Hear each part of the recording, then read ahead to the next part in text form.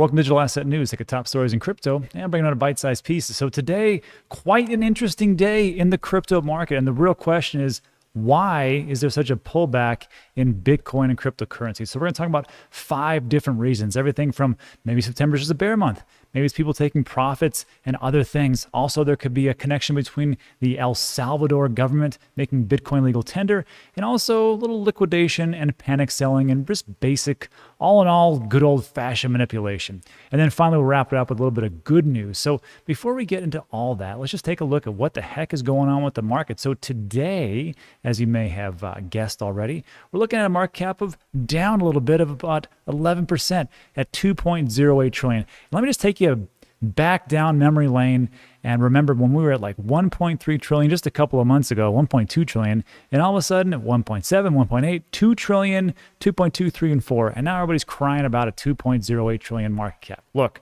it is what it is. It's very volatile, and that is what we're all into. And I'm going to talk today about why this actually happened and some good news on the horizon. So just stick with me. Anyhow, Bitcoin price is around 46,807, and which was down from, I think, around 50K, 51K, somewhere around there. But this is the big thing. And we're using Trade the Chain, which is sentiment analysis, which does all the scraping of all the different websites and a direct API integration into Twitter and everything else, and disseminates all this information, gives us a sentiment score. And what we're looking at right now is an average daily sentiment of 42 over 100, which is what it's been for like the last 2 or 3 weeks. But I want you to notice something. And this is what makes there's a big disconnect here between what is happening and the sentiment going forward. The Bitcoin daily sentiment is 81 over 100. And again, if you're looking to use Trade the Chain, there's a link in the description, looks just like this. Just click on there and you can check it all out. So when we talk about this daily sentiment, look at this chart, sentiment analysis. And you can see the price is in blue here. And then the green is the daily sentiment. And you can just see over a day, even over 7 days, the sentiment is still rising as things are going down. What the heck is going on? Well, really what it comes down to is that people believe that this isn't the right price. And there's a lot of people out there that not only feel it, but know it and understand it, that this price is not correct. And that's the whole beauty of cryptocurrencies and digital assets. So let's just break into it, and just talk about what is going on and why this all happened. So first up, we're going to talk about, just really quickly, we did a video a couple days ago. Wasn't very popular. And every time I talk about something that's negative, it doesn't get a bunch of popularity. And I talk about, hey, September could potentially be a pretty bearish month. And in the past, statistically, historically, that's exactly what we've seen. And we took a look at just the monthly candles as far as what is going on as far as in September. If we look all the way back here, and let me blow this up so you can see what I see. So if we go all the way back to September in a very bullish year, which was 2017, it was actually a bearish month. But then look what happened. Green candle, monthly green candle, monthly green candle, and a wick all the way up to almost $20,000, 2017. Now, 2018, we also had a pretty darn bullish month in 2018, but it was a bearish year because that was crypto winter. And then we kind of flipped a little bit in 2019 where we saw it go a little bit in the red and then green, red, green, kind of like not making its mind up. Then all of a sudden in 2020, we had a green candle in July, green candle in August, then another red candle in September of 2020, and then all of a sudden, bloom, off the races. And the same thing's happening again. And we're seeing that. So that is just one little piece of the puzzle. And we take a look at here, and we see that, yes, it was going along pretty well, and then this big, huge red candle for the hourly, and all of a sudden, boom, and then red again, it wicked all the way down. Gosh, that was pretty low. And then it's just rebounded pretty well. And then green candle, a bit of red next hour, green and red. As we flip-flop back and forth, not a big deal. And then real quick, let me just take up and see where all the coins are and what is actually doing pretty well. So Ethereum's down at 3,400, Cardano's 240. In the last 24 hours, looking at 15% for Cardano, 12% for Ethereum. Everything's down except for Solana, just crushing it 8%, not really caring what the heck is going on. Baller. And then everything else is just down around the board. So that's essentially what we're looking at. Maybe it's just September is just one of those months what's going on. But I don't believe that's what happened. And that leads me to my next point. So I put it out on Twitter and I say, you know what? Maybe it's just a big profit taking day. And I put this out in the very early morning before all this massacre or red zone had popped up. I said, look, brace yourself. Everybody's taking profits. September is one of those months. And then people in mass said, no, this is not right. This is not just people just taking profits and we're down 2, 3, 5%. We're down big time. Supernova says, and he gave a very good chart. Like, look at this. This isn't taking profits. That's not what we're talking about. And then people talked about, could be a coincidence. El Salvador, time to tax harvest. They're trying to crash everything out. Then this isn't taking profits. This could be panic selling. Not a good month for leverage positions. Everything started to come about. I'm like, yeah, that all makes sense. So could it be just one thing? I don't think it is. But I think that there is a main indicator as far as what's going on, which leads me to my next point, El Salvador. So in here, let me blow this up again. This is, I'm going to always butcher his name, Nayib Bukele. I think it's how I say it. He's the president of El Salvador. And today is the first day that they're going to allow Bitcoin as legal tender. And on this day, and he went to the IMF and said, hey, I need you to help us out. Like, nope, this is a bad policy. We're not going to help you. World Bank, can you help us? No, this is bad policy. And we've got a lot of connections. We want to do it. We don't think this is wise. And we're just going to sit on the sidelines. I don't think they really sat on the sidelines too much. And the president of El Salvador comes out and he goes, look, let me blow this back again. We're buying the dip. This was 4 hours ago. We're buying the dip. 150 new coins are added. And then he goes on to say this. This is pretty funny. It appears the discount is ending. Sad face. Thanks for the dip at IMF. We saved $1 million in printed paper. El Salvador now owns 550, not 400 Bitcoin. Now we own 550 and we'll probably buy some more. So look, if the president of El Salvador comes out and is like, look, we don't know what happened here, but it could be this or this. If the president of a country goes, you know, something doesn't seem right, and he says something, maybe just something to consider. So that could be another reason. And then on top of that, there was also this nice little snippet where I said, this is from Alistair Milne. It says, Bitfinex, how do I say his name? Bitfinex is down due to huge DDoS on their services.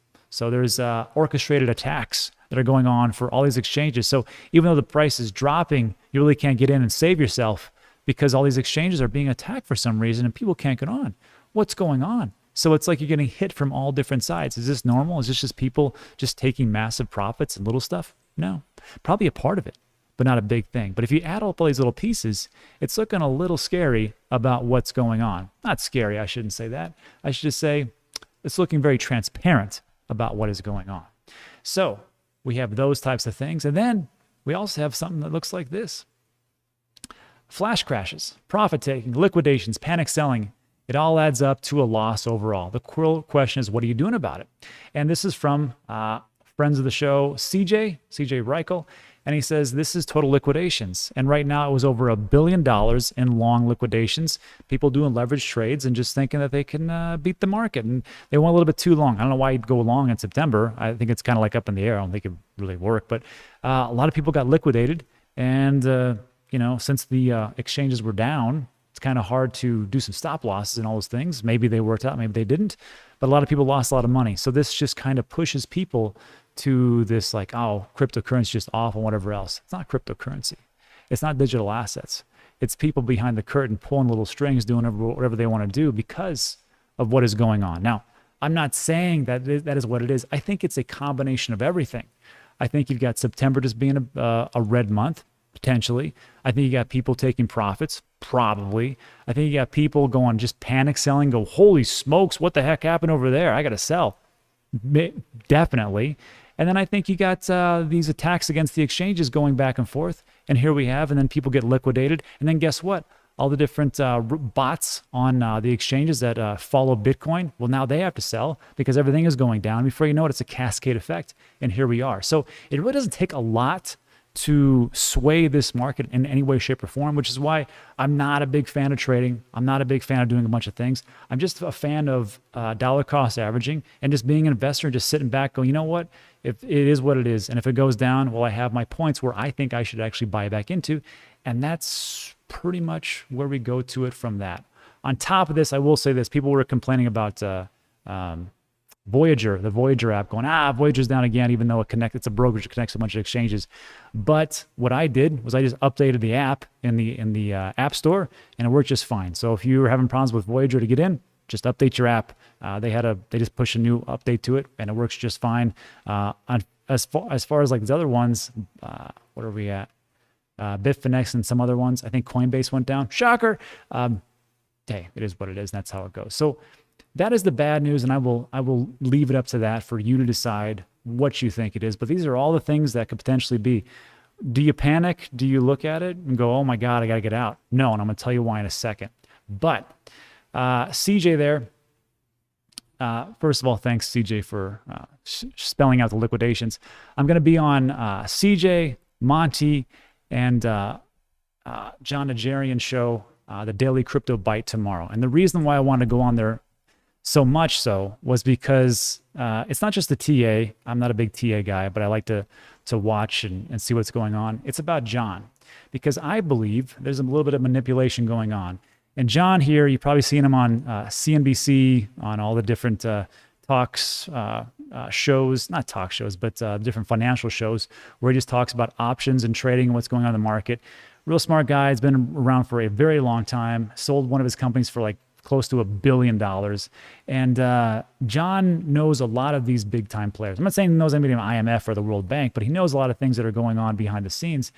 And that's why I want to talk to him tomorrow about what he thinks about manipulation. So if you would like to watch that, it's over at Market Rebellion, their channel, and I will link that in the description. Also, just follow me on Twitter. I also tweeted this out. Just set a reminder, and I'll be there, because I can guarantee all three of these guys know a lot about what's going on now, what's going to happen pretty soon, and potentially what to do. And nobody has a crystal ball, but it's great to get the most information from everywhere. So definitely check that out tomorrow. So that is essentially liquidation, panic selling, a little bit of good news. And there's a couple more things I want to talk about, which was this. First of all, thank God for Solana and Cent Token. My portfolio has been buoyed by both of these. Now, Sentiment Token, you have to understand, I'm super biased in everything I talk about here because I own it, own a lot of it. So Cent and Solana, yes, they did pretty darn good in the last 24 hours. Take a look at those. And then also there was a little snippet about 7 places that want you to spend your virtual currency. So when we take a look at these little price actions, like in the grand scheme of things, who really cares? Besides the El Salvador, what's going on there? Look, in Switzerland, in September, Zug was the first in Switzerland to take tax payments in crypto, saying it would accept Bitcoin and Ether from 2021. Also in Miami, Mayor Suarez, he's big into crypto and is also doing a Miami coin, and he's also doing a lot of things to help to pay workers in cryptocurrency. Then in Canada, the town in Innisfil, north of Toronto, became the first Canadian municipality to accept Bitcoin as a method of payment for property taxes in 2019. If they held on to it, I can only imagine just how much they've actually gained just holding on to Bitcoin since 2019. I can tell you it's a pretty good amount. In the Bahamas, they had this one thing called a Sand Dollar, a CBDC. China really doesn't count, but they are doing the CBDC, so I suppose.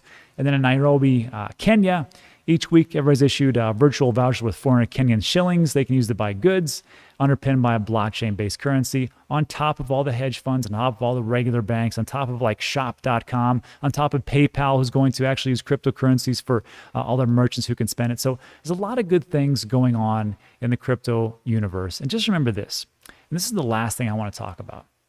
When in doubt, zoom out. And it's the basic thing that I stole from Diddy, from the Bitcoin family. Go check out his YouTube channel.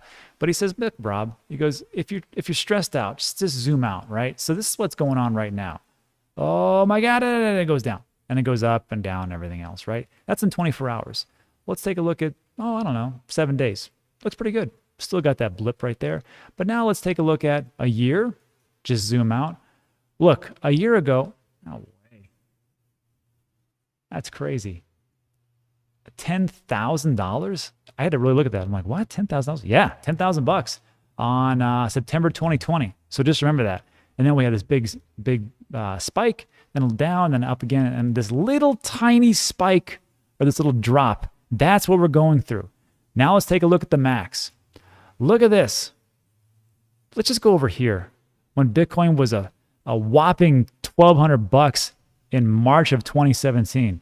And then this was this huge run up when I got in. And man, we were excited. And then everything went down. And now we're all the way up here and down a little bit and then back up. And then again, this little tiny piece, which I can't even show you because it's so small. That is what we're dealing with. And that is what is going on. And that is why there's no need to really worry. When in doubt, zoom out. So look, that's it for today. So hopefully that eased some of the fears and the tensions. This is not financial advice, just a financial opinion. I can tell you what I'm going to do. Just going to hold on and keep buying. Hopefully it goes lower, but who knows? Might go lower, might not. I could really care less. And that's really it for today. So thanks for watching all the way in. I appreciate it. If you liked the video, give it a thumbs up. Consider subscribing. That's all for today, and I'll see you in the next one.